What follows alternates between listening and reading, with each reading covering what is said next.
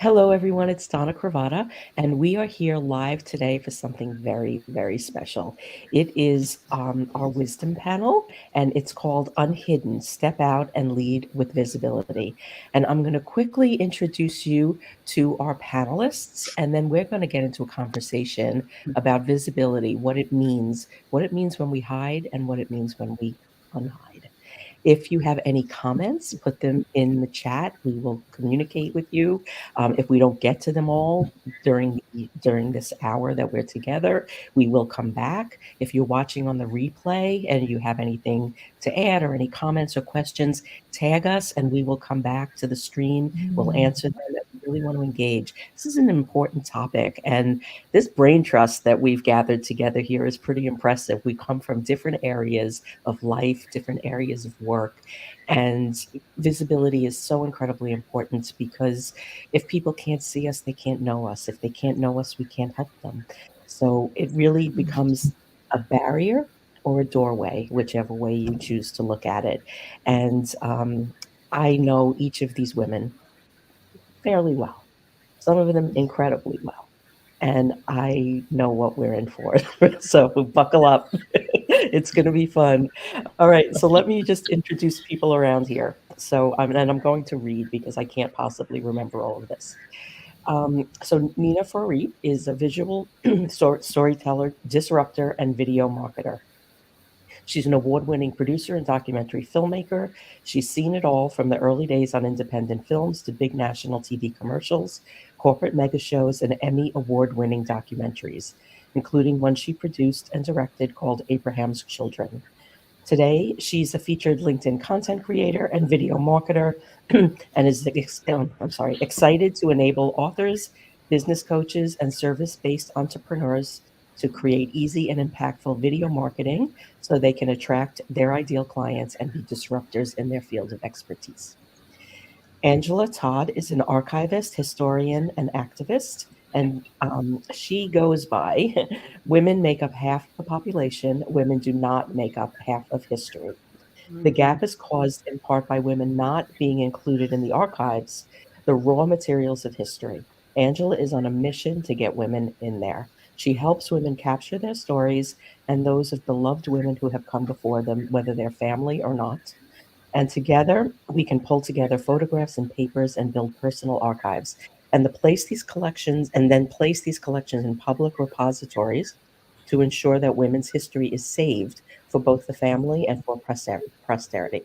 It's up to us to insist upon our own inclusion through our stories and being visible. Nicole Lewis-Keeber is a business therapist, coach, speaker, and author, and a mindset coach who works with entrepreneurs to create and nurture healthy relationships in their businesses. She's a licensed clinical social worker with a master's in social work and rich experience of working as a therapist. She's also certified in Brene Brown's Daring Way and Dare to Lead methodologies. She's been featured on many media outlets, including Fast Company and NPR. And her work is all around breaking the stigma of mental health and business ownership. Her body of work is also included in her book, How to Love Your Business, Stop Recreating Trauma and Have a Business You Love That Loves You Back. Carolyn Curry Avery, also known as Reverend Dr. TLC, is a speaker, author, and the creator of Pastology. Pastology is the cutting-edge field that focuses on the synergy between pastoring and psychology. She holds a BS from Howard University, a PhD from Hofstra, and a Master's of Divinity from Yale. She calls herself a pastologist because she is a licensed psychologist and ordained minister. And she's a transformational leader, coach, speaker, author, and retreat leader, and has a unique approach to healing, transformation, and manifestation. She places the emphasis on the journey towards sacred intelligence, the ability to tap into one's internal source in order to move toward intelligent choices. Those choices are intended to honor and sacred and help the individual manifest their greatness while simultaneously embracing the humanity of those around them. And Diane Wingert is a business strategist, coach, mentor, psychotherapist, and podcaster. Diane became a business strategist, coach, and mentor after 20 years, a 20-year career as a no BS psychotherapist. I love that. Her mission is to help women with big ideas and busy brains get focused, fired up, and flame retardant. Diane is an expert on women who are twice exceptional like herself, ADHD, and gifted, and encourages women to embrace standing out instead of fitting in. She embraces the opportunity in aging to grow bolder, not just older. And she is the creator of the Boss Up Breakthrough. And she's the host of the Driven Woman Entrepreneur podcast and is frequently referred to as the speaker of the uncomfortable truths. And I think we might come across a few of those today. So let's dig in. We have a comment here, and let's just, okay, so we have what an amazing panel. And okay, so I am just going to start in with, let's go with fear. Let's start with fear. So fear of tech becomes an excuse not to be visible. What happens when we hide behind our fear and we become unhidden? Who wants to pop in first? Nina? I feel like since I'm in the video world, the tech is a big part of it. And when I started working with small business owners, service-based small business owners, to get them visible on LinkedIn organically to grow their businesses and be the disruptors they want to be and all that, I always thought it was going to be the fear of tech first and foremost that made them not show up. And the fear of tech is definitely there and definitely a big part of it. But very quickly, I realized that this was much more actually an issue about mindset.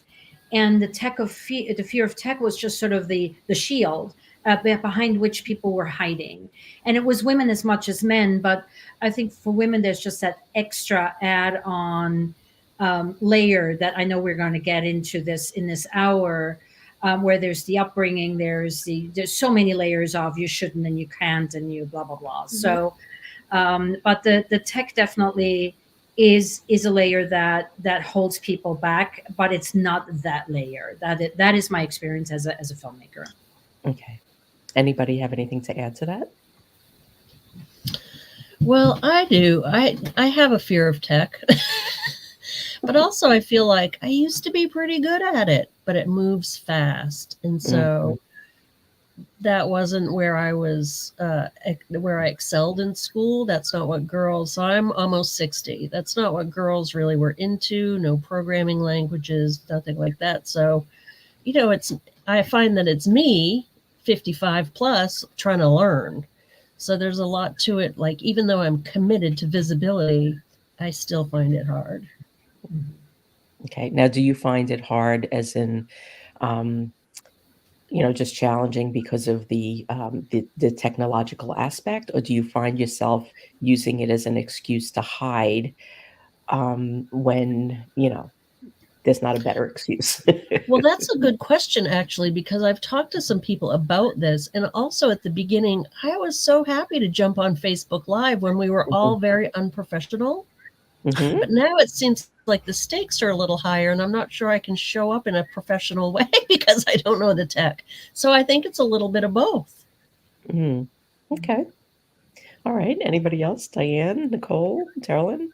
Well, it's interesting because my mind is going in a lot of different places to jump into fear of some other areas. But it's interesting about fear as it relates to technology. When Angela said that, so being an entrepreneur as well as a pastor, I find that I'm much more comfortable when it has something to do with church, that I'll get on and I'll do a Facebook Live in a minute. So we had a hula hoop event at one point, and I literally got on for the church hula hooping, doing a Facebook Live. I would never do that for my business, but this was like, oh no, I want people to come out. So really, I guess it depends on what the situation is. And I think Angela is making a very good point. When I'm doing it for the church, I'm not worried about whether I'm perfect or not. I'm not thinking about what this sounds like, because I'm just having fun and I have a goal and I have a mission. And I think that probably if we were more like that in our, people would love that anyway. Yeah. Eventful, yeah. Anybody else? Donna, you mentioned in my bio that I'm often referred to as the speaker of uncomfortable truths. So I'm going to start with the first one for today. Good.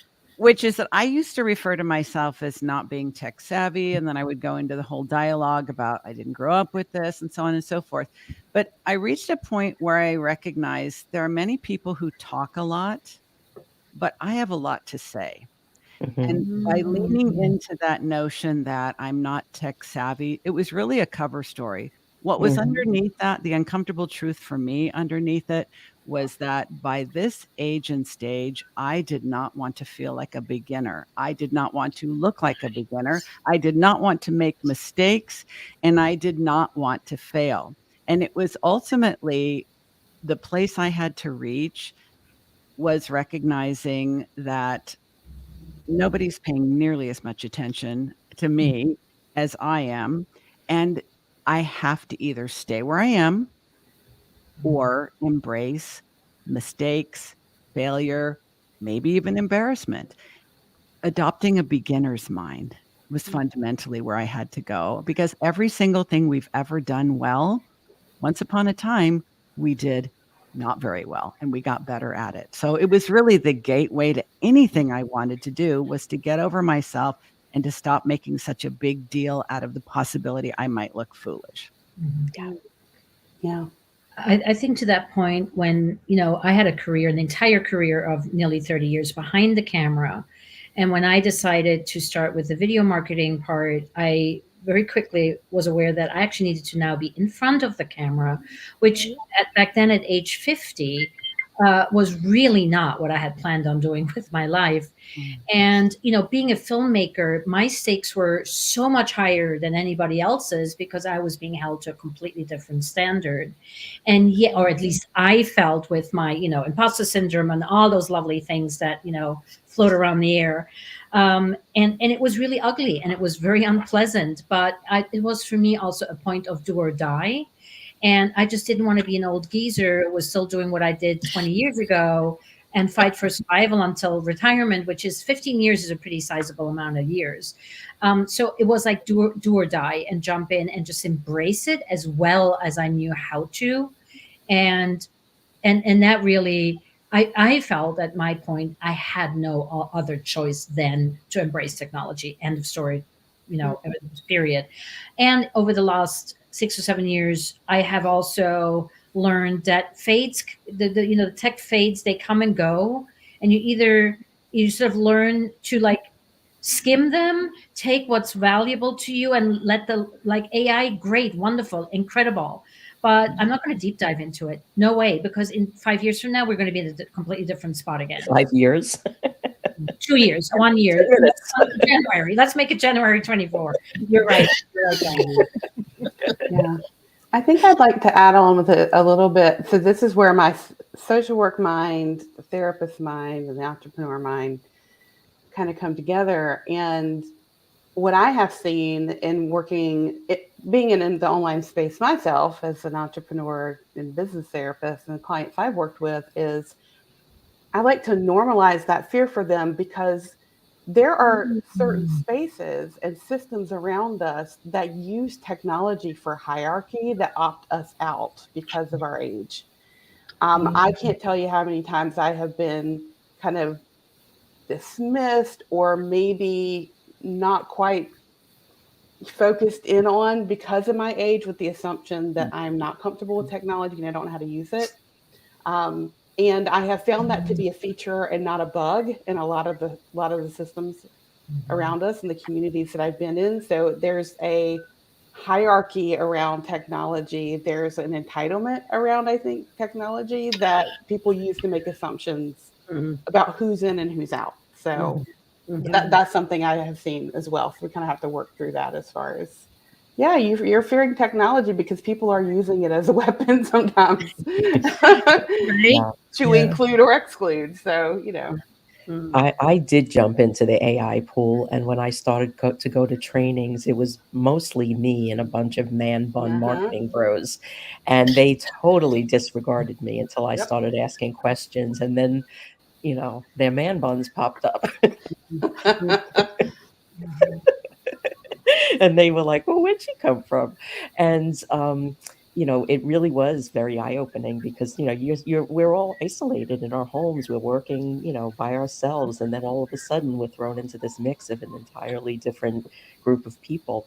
And the other place where I really see this having a big impact is with PR, because people will come to me and they'll have all these visions of PR and what they want, and when they realize what being truly visible in a way that they don't have any control over, because like when you start to go pitch yourself for publications or TV shows, you don't have the final say on what gets shown and what gets shared. And that's another thing. We're all building our own little fiefdoms here, so we get to decide what's in and what's out. But when you have to relinquish that control, and then realizing that this could be shown to more people than you've ever been visible to in your entire life, it's scary, and people will hide behind the technology.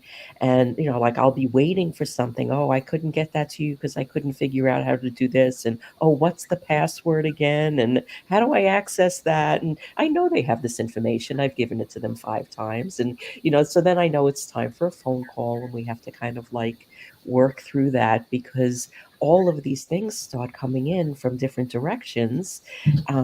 These fears that we're not even realizing that we have.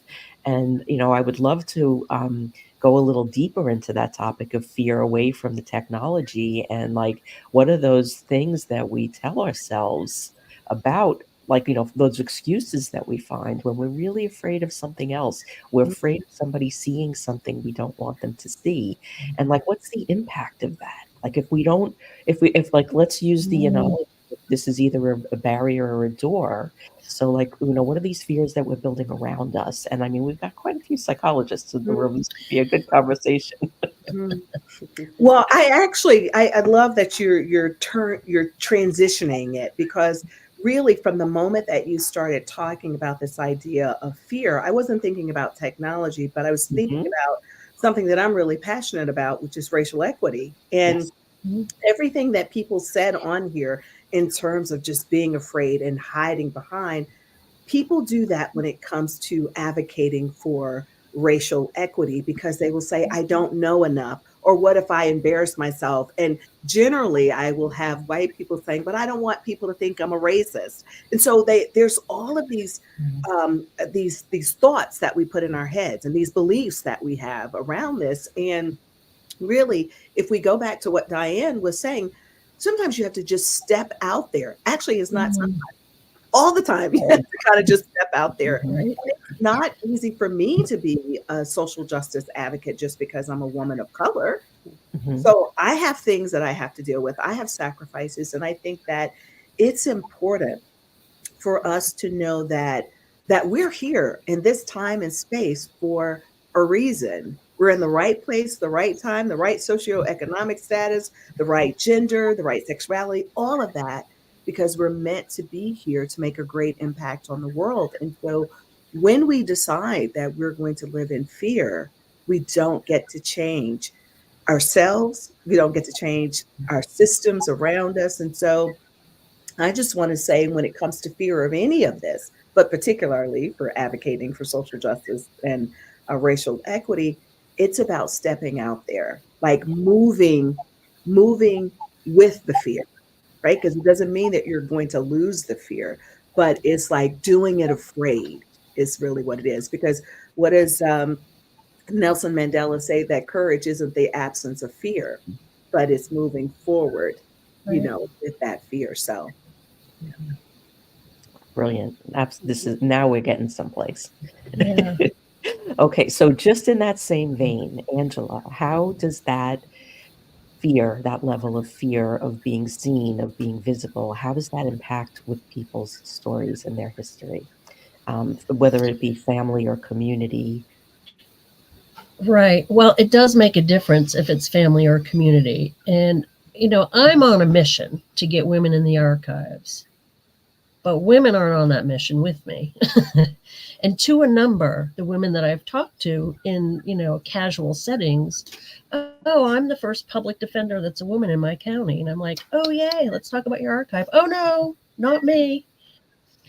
And powerful women in positions that really surprise me don't feel worthy of it. And I wonder what the relationship might be between that and fear. I'm not clear on that yet, but it prevents us from showing up in the archives in history.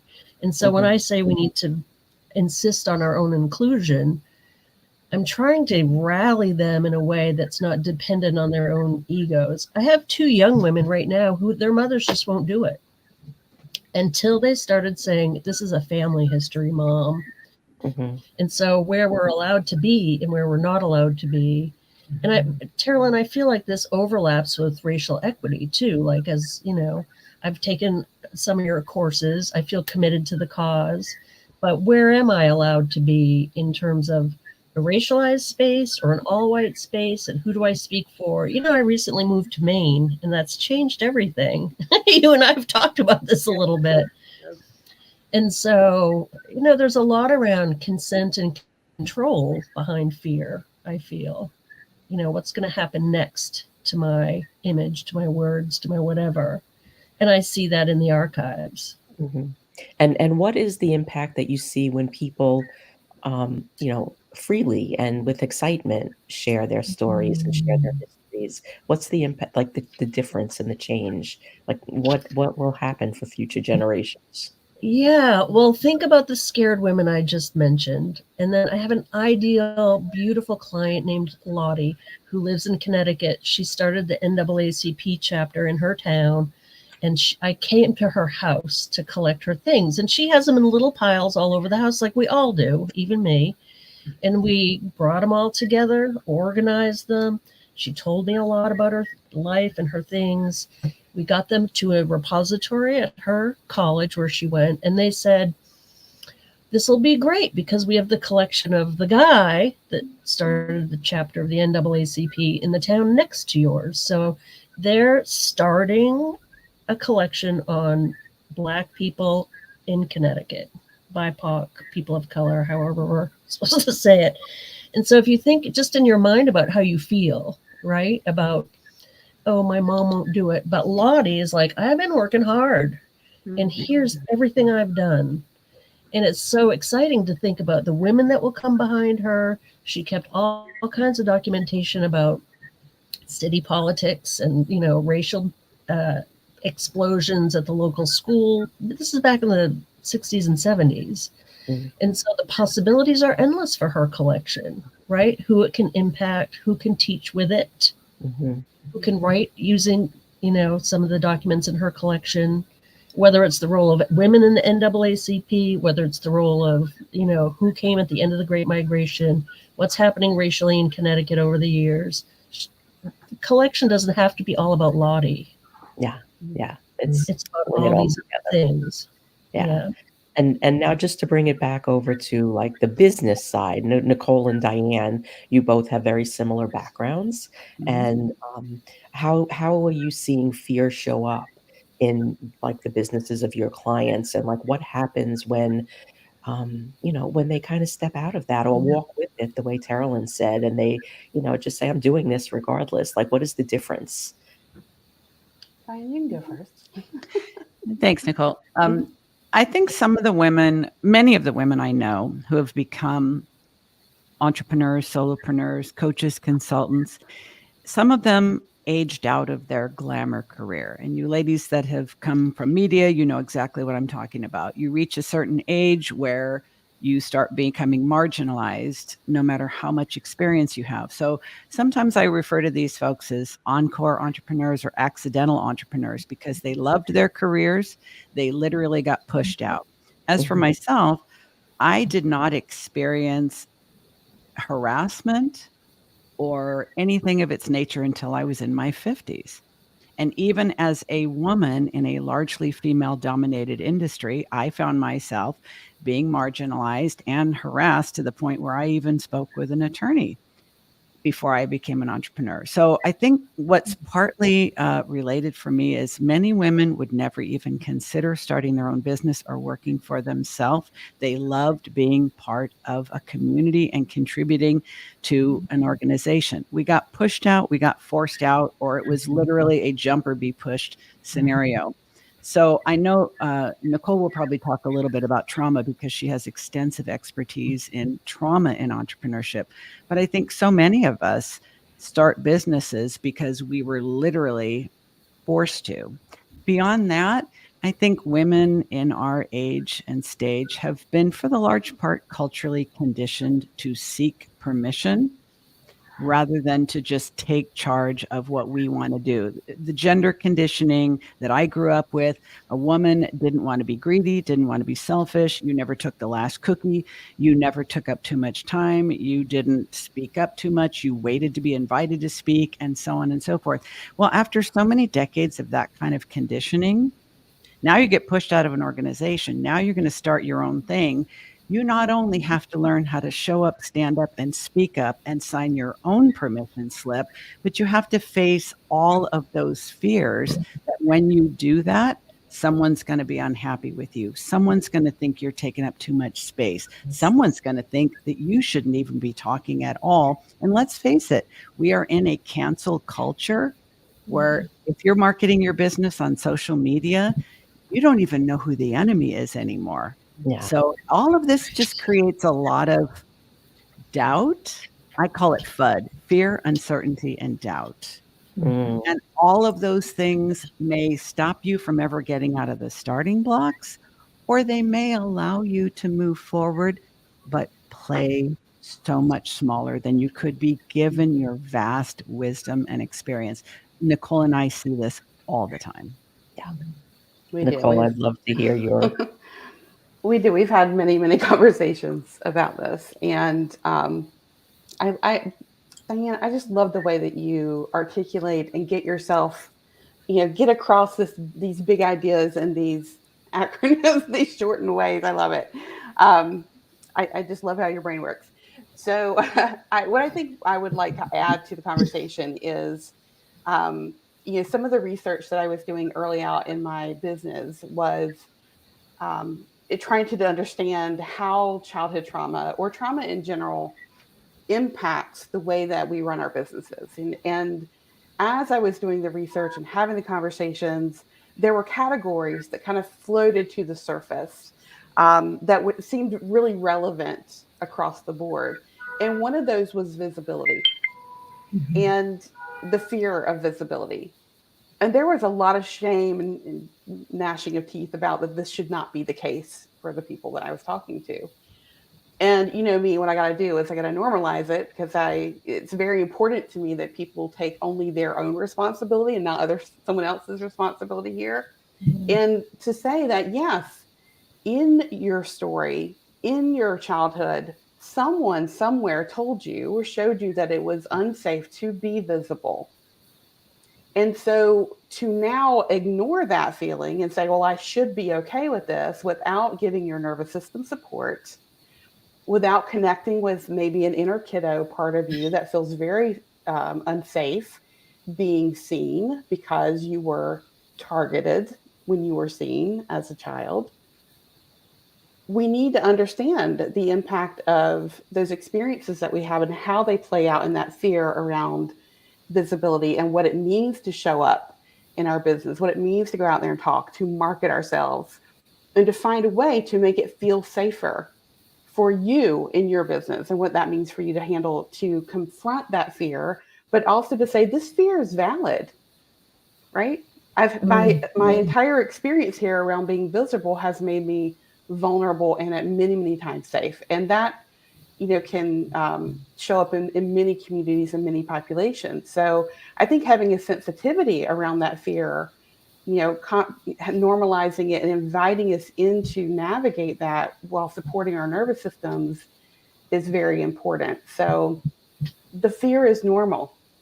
Yeah. It's typical. Let's work with that. Yeah.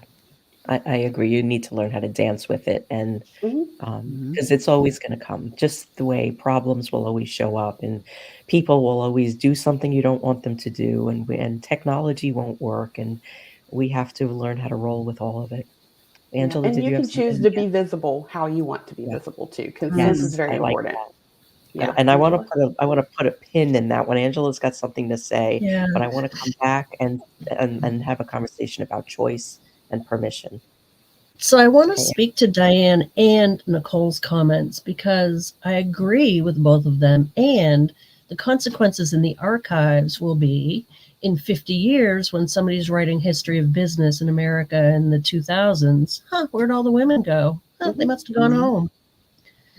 And Nicole, when you say it's normal, then it belongs in the archives. Yeah, it does. So we don't have to hide in the archives.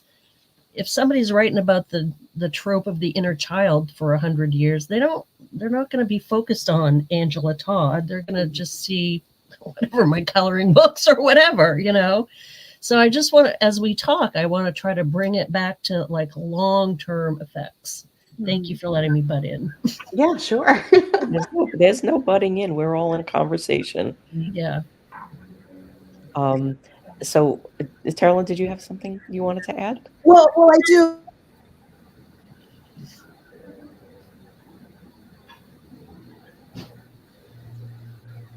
Important it is that our stories are in the archives, because I'm thinking about my two daughters and the impact of not having your story out there, not having our lives.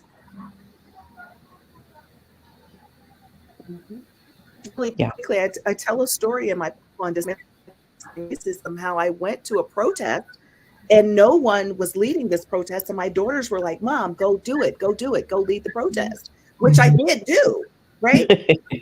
But they would only push me because they know who I am, right? And I felt so proud as a mom. That was the best thing. I mean, I know I was there for a reason at the protest, but the feeling that I had when my girls said, "That's my mom up there," that's a story that people need to know. And so I just want to say, this is why we have to do it afraid. This is why Yes. I know you're going into choices, but Yes. this is why we have to think about the impact.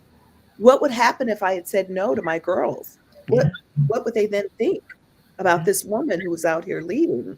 Because you weren't who you told them who you were not who you told them that you were. That's right. Yeah. And just to kind of like wrap up this discussion on that, like I've worked in social media since before there was social media. My brain just always worked in that way. But the thing is people always feel like they need to have a different persona online than who they are in real life. And that couldn't be farther from the truth. Or people will come and talk to me and hire me and they want to become viral on something. And I'm like, you can't predict that. You can't plan for that. You just have to show up. You have to be consistent and you have to be you and, be the most you can be. And then you have a possibility of something going viral. But other than that, you can't plan it. You can't say, I want this to happen. There's no way, because the things that happen are the things that are supposed to happen. And you have to be available and you have to be willing for those things to happen on their own, and then and then jump on it. And I just love what you said, that your daughters were like, go lead this. and that is, we really have to show up, and that is the visibility piece. If we're not visible, nobody could see what we're doing, like if a tree falls in the forest, do we hear it? There's something about a bear too. And But I feel like we're showing each talk. other what's Yeah. safe all the time. So Yeah. Carolyn, with your girls, they might have thought, oh, well, I guess, there's a limit to what I can do as a young Black woman. And my mom is showing me where the line is. Yeah. Right. So there's always ripples, good or bad.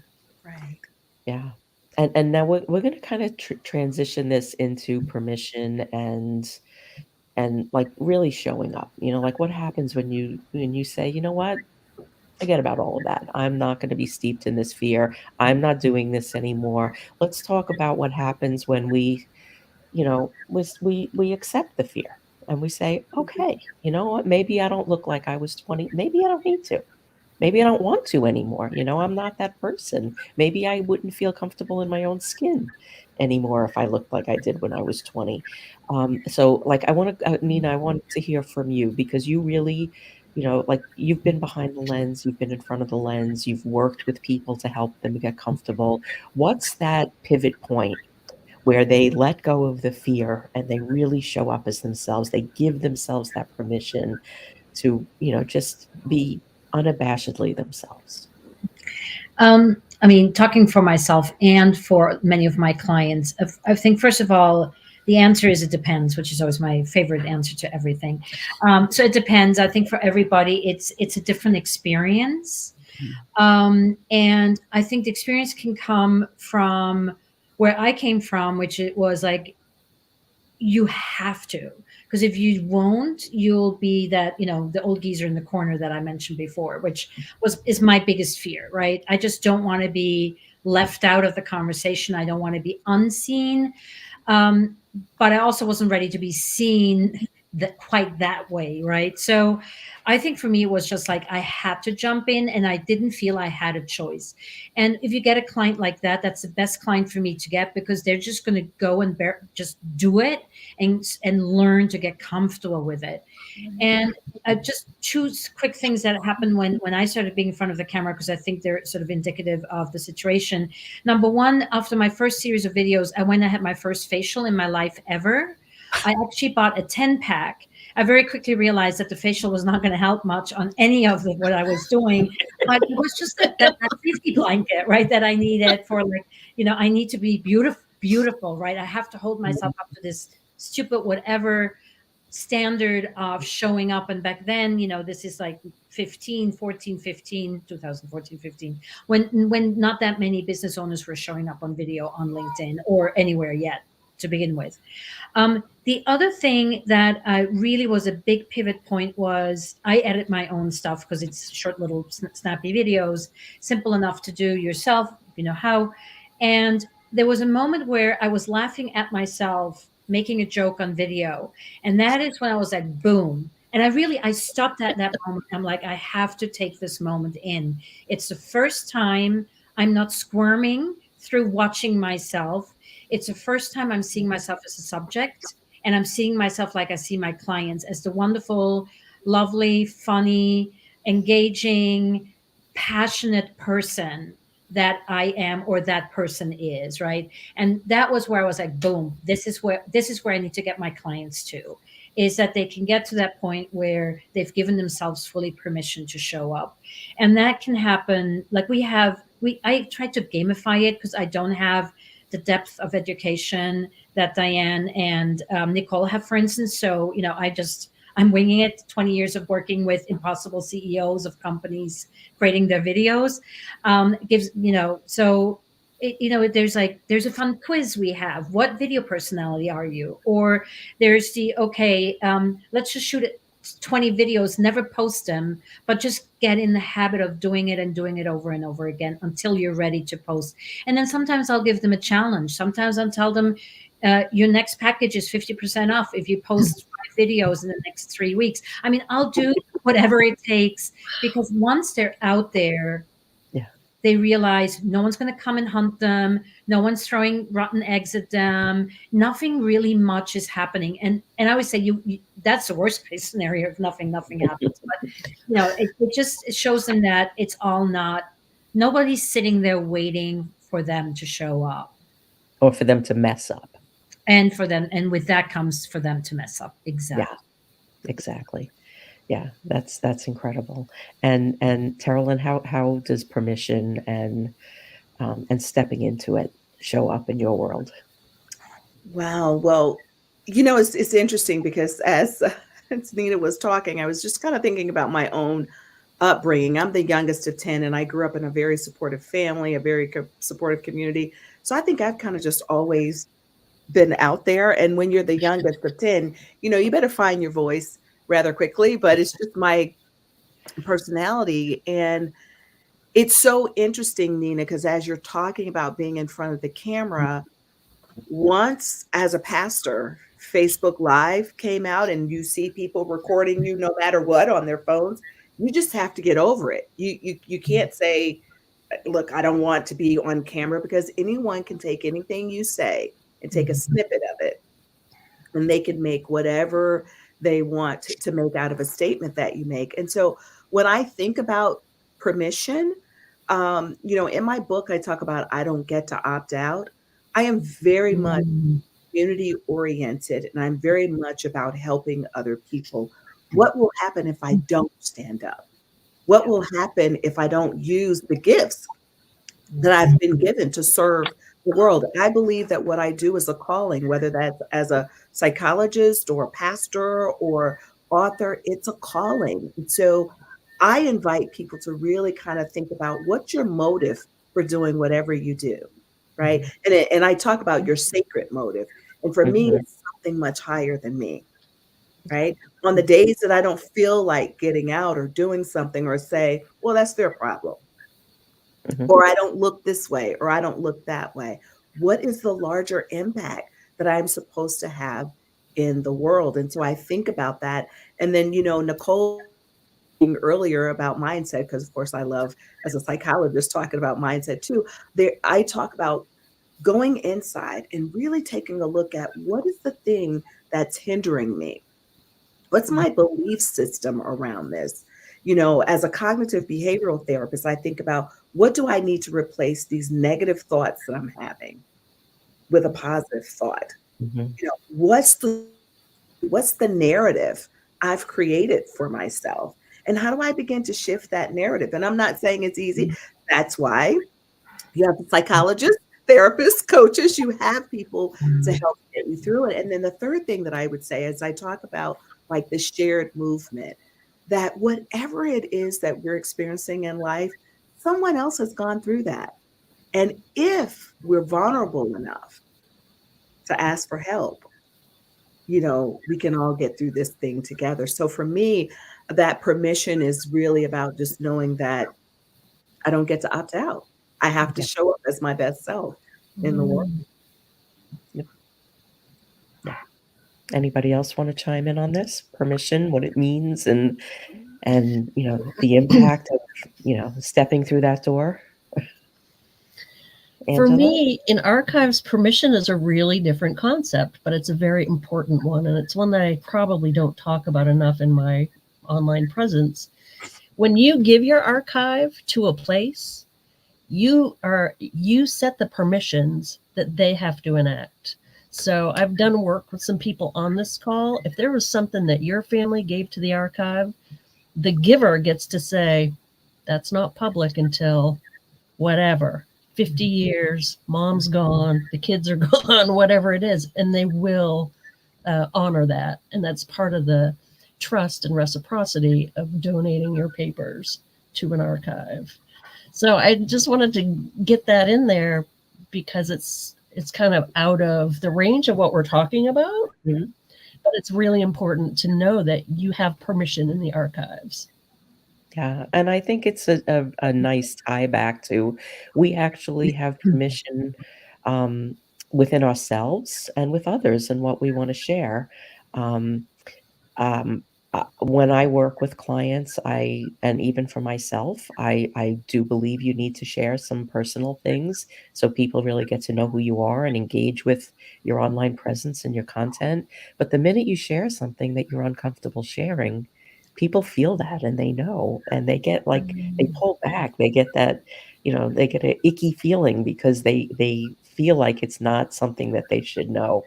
And it's really interesting. So, learning that line of like what you share and what you don't share, what's personal and what's too personal, is really interesting and helping people kind of go through that because sometimes, and Diane and Nicole, you might want to pop in here. Sometimes you're sharing something that you think is too personal, but it really is something that you're just not comfortable sharing. But it is something that would be beneficial to other people. So I think I'd, that I'd love to riff on that if I may, wow, Donna, because I you think go, you go. it, it was a much bigger transition than many people might think, going from psychotherapist to coach. And, I'll probably say once a therapist, always a therapist, because I bring so much psychological savvy to my business coaching that someone who doesn't have my background wouldn't. But I think we sometimes treat the notion of being visible as like an on off switch. Mhm. I'm either out there or I'm masked up, hidden, hiding. And I really want to encourage people to treat it more like a dimmer switch. like Terlin said, if opting out is not on the menu, if we simply make a decision that we don't want to become dinosaurs, we don't want to be left out of the cultural conversation as it's evolving. We have so much wisdom, so much knowledge, so much experience, so many personal stories of value that just making the decision, I'm not going to opt out, I'm going to be visible. And to Nicole's point, paying attention to your trauma history, to your inner child, to your comfort, to your nervous system, to your temperament, your personality, and like dialing it up and dialing it down in spaces and places where it suits you. Not everybody needs to go on YouTube. Not everyone needs to be visible by showing their face. You can be visible through your voice on a podcast, through your words on a blog or a book. You don't have to actually show your face. And if that's way out of your comfort zone, you can be visible in all these other ways. And as you go through different seasons of your life, sometimes you can dial that up and sometimes you can dial it down. When I first started my podcast, I had already been a guest on other people's podcasts for several years, but I was still inhibited. So the first 25 episodes was me reading blog post alone in my closet with the camera off. Now I'm 3.5 years into it and I'm doing video and audio. I'm swearing, I'm bringing so much more of me to the table. And it's like I'm just dialing up on the dimmer switch. And even at this point, when somebody says, wow, I really love your show, but you drop an awful lot of F-bombs, would you consider, like, I would recommend it to more people if you'd stop doing that. Honey, they're not my people. Yeah. And that's 3.5 years of like dialing it up to my comfort zone a little bit at a time. So you have permission to be visible where you are ready to be visible, and then play with the switch. Yeah, I love that so much. Yeah. That's part of what I was going to share, is that you get to have consent about how you show up and where you show up and in what way. Some people, it'll be always video. Some people, it won't be. And that don't let someone tell you that how you have to be visible because it aligns with their latest coaching program or like whatever that, you know how it is, that you get to do it in the way that you want to do it. And I literally had this conversation the other day with a client around visibility and fear and about telling our stories. And I said to her, I said, remember, that, Brene Brown says that, and I know she didn't come up with this, but in her work, she shares that our brains are wired for story, right? They just are. And in the absence of story, our brain then puts players in, like who's the good guys, who's the bad guys. With the absence of data, it creates a story. So if you are not telling your story, someone else is telling it for you. So let's figure out a way for you to share your story from you and not what other people are going to create about you, right? Because there is no not sharing your story. Your story is being created by others if you are not sharing it yourself.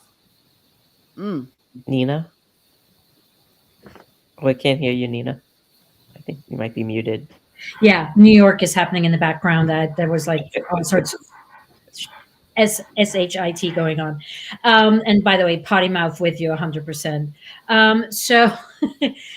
What I really love what Diane just said, in the absence of stories will be told and you don't control them.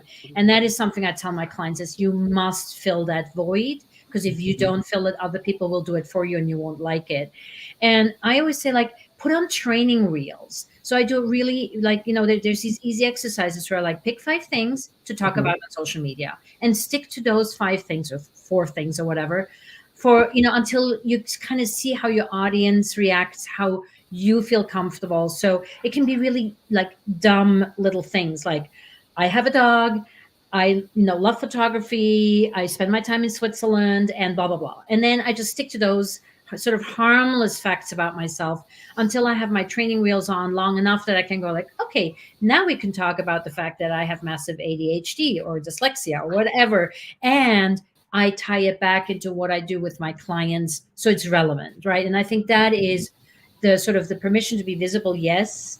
But I think there's also, and that is probably a completely different conversation about at what cost and for what reason, right? Mm. So if you're going to be out there, then be out there within the framework of what makes sense for your audience to keep listening to you, right? But again, as I said, that's probably a completely different Yeah. conversation.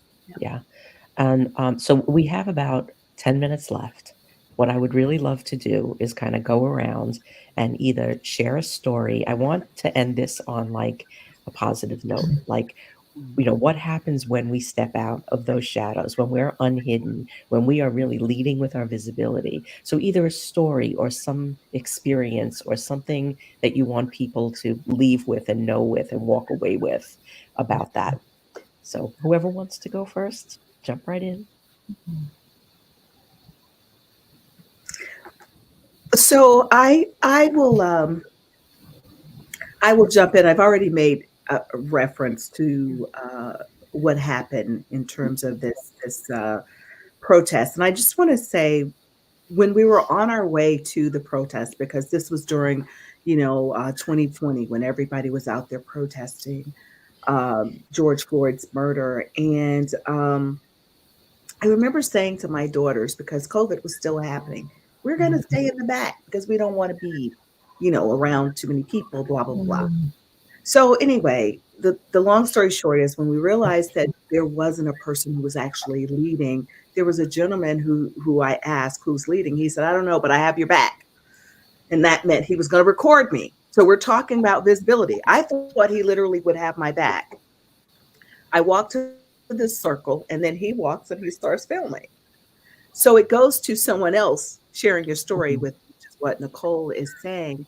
But what I gained from that moment, in addition to being the proud mama after my daughter's, teenagers saying they're proud of you, sort of thing. Yeah. I Where? gained the opportunity, though, to teach younger people about the civil rights movement, because they had their version of what they thought the civil rights movement was about. And they couldn't understand, wait, why is this still happening if people did what they did during the civil rights movement? And they started to say some things that were like a little negative. And I needed to, because of my wisdom, because of my age, to be able to say, now, wait a minute. You're here because of what those people did. And so I want to just leave us with, when we stand up and when we're visible, we also get to teach the younger generation about our contributions, and then help them to learn from what we did and say, okay, now you carry the mantle and move it forward. So I just want to encourage everyone to just, figure out where you can stand up. It doesn't have to be on social media. No. It's really right in your families, because particularly when we talk about race, I find a lot of my clients will say that they're having problems with the conversation, even in their families. So all it takes is one person being willing to stand up and be visible in your own corner of the world. Yeah, I really love that you spoke about that, because this is not all about social media. It's not all about online. I think we really need to lessen that divide of there's life online and life offline. And part of this whole real 50 over 50 thing that's really important to me, and I feel a deep responsibility, is that the age that we're at, the way that we grew up, the way that we lived, it's gonna go away, and it's gonna go away quickly. And there's a lot of it that really should go away. We don't need it. But there are things that we are responsible for carrying forward into next generations. And what, like you are saying, Carolyn and Angela, the work that you do, and Nina, like preserving things on video, and Diane and Nicole, what you're doing is helping women build these strong businesses that are going to impact, countless lives, like now and in the future. It just astounds me that we are not heard by enough people. And by us being more visible, we're going to bring all of that richness to people that we'll never get to meet. And that gets me excited. I think for me, a big moment was when I had a client who told me that, she had not just learned from me how to show up for her business with video, but she had actually learned how to show up for her business with the work we had done. And that was like, that to me was just like, yeah. Yeah, I'm thinking about this, and I'm just sitting with your stories, and part of me is like, oh, I don't know what really to say, but I think for me, we were talking about the ripple. We always talk about the ripple, and for me, when it comes to the ripple of standing up and being visible and doing it scared, like all the things we've talked about today, is really standing firmly in my thought leadership around trauma connection with entrepreneurship, like the trauma business connection, because I got a lot of pushback 8 years ago when I first started talking about this from people who said, you can't call it trauma, it's not trauma, or don't use that word, you'll scare people. And what I found is that the more I stood up and educated about what trauma really is, not what systems around us want us to think trauma is, because being uneducated about it is useful to the systems around us. Standing firmly in that and educating and talk about it and saying, no, this is a thing. Let's call a thing a thing. This is a thing. That I went from being in this position where no one wanted to talk about it and told me to stop talking about it, to now, there are trauma-informed networks. There are people talking about trauma all over the place in business. So, I think whether that's great or not, I don't know. We'll see. But I see that ripple in that standing up and saying the thing and refusing to back down in the spaces that I occupy and around me now. So I'm very proud about that. So, and it was scary and not always easy. As a therapist, I hold a license. It's kind of scary to talk about these things. So I'm proud of that example in my own life of standing up and being visible and doing it scared. I don't want to abandon the younger generations of women that we are still in a place to serve now. I have 3 children, 2 sons and a daughter. My daughter is the youngest, and she is so obsessed with the fact that I'm not going to be here one day because I'm so open about my own stories with her. It was not always so. But at this age and stage, I no longer live in the same state as all my kids. Like, we are regularly having conversations that are going to a much deeper level about who I am, because at this point, I'm more interested in being honest than I am in being liked, even within my own family. Or right. Or right. Well, I do still love being right. I'm quite fond of that. But if I had to just go with one, I'm gonna choose being truthful over right or liked. Yeah. It's the greatest gift you can give your children. Yeah. Yeah. Anything else? We're coming up on We're the last. winding down, but I want to get my little thing in here. I don't You see the long-term results of my work, right? So I've gotten many collections in the archives. I've come close a couple of times until about a month ago, I went to an online service of remembrance for one of my clients. And there were probably 30 people there, and probably 15 of them spoke and told these wonderful anecdotes about this person. And I had heard them all. When it was my turn to talk, I was all choked up. When it was my turn to talk, I said, I have heard all these stories. We had done like 20 oral histories together. And I said, and I want you to know that I know them all because they loved you as much as you loved them. And I feel like it's one of the most powerful moments of my life. It's beautiful. Beautiful. All right. We have a minute left. What if we just went around and left with one word of what visibility really means to us? Well, I will say what I said before, which was gratitude, because I'm grateful to be here in this time and space to have an impact on the world. Yeah, I think I'll stick with community as well, because when we see each other, we meet each other, we change each other. And I'm going to jump in on the backside of that and say movement, because like Nicole said, when we are together, we make a movement. And with that comes power. So I'm going to say power. Mm, Mine is legacy. Yeah. that's good. Donna, what's yours? I'm going to say kick ass.